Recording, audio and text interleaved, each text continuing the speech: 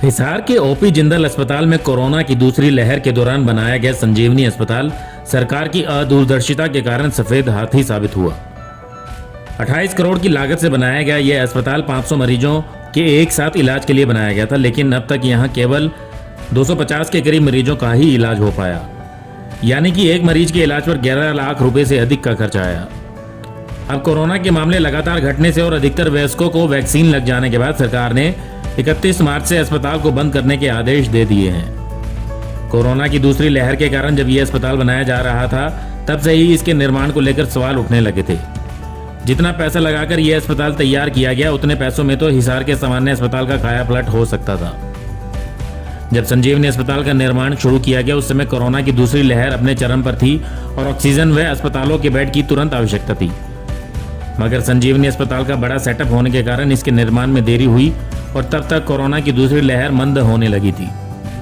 जानकारों का मानना है कि इस अस्पताल के निर्माण की जगह किसी खाली या कम प्रयोग की सरकारी इमारत को अस्पताल बनाया जाता तो ज़्यादा अच्छा रहता, या फिर हिसार के सामान्य अस्पताल में इतनी बड़ी रकम खर्च की जाती तो ज़्यादा अच्छा रहता।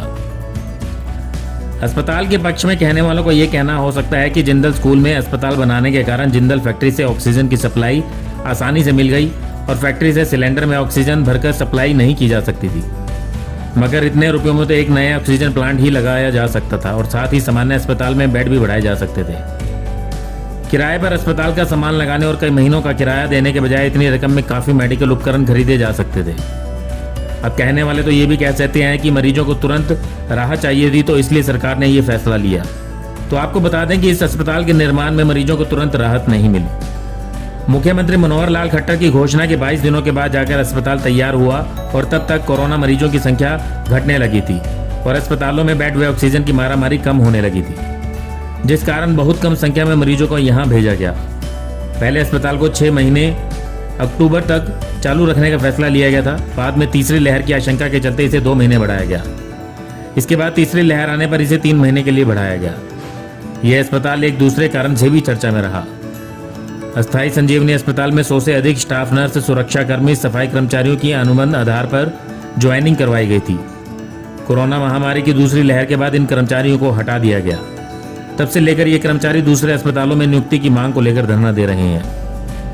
पिछले वर्ष 17 मई को शुरू किए गए इस अस्पताल को पहले कोरोना की तीसरी लहर और बाद में डेंगू के प्रकोप के चलते चालू रखा गया। आखिर में अब प्रदेश के स्वास्थ्य विभाग ने इसे बंद करने के आदेश दे दिए हैं।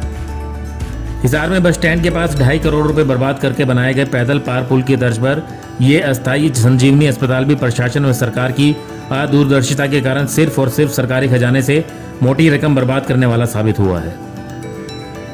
कोरोना जैसी महामारी के समय मची मारामारी के कारण किसी ने इसकी व्यवहार्यता अर्थात फिजिबिलिटी पर खुलकर सवाल नहीं उठाया।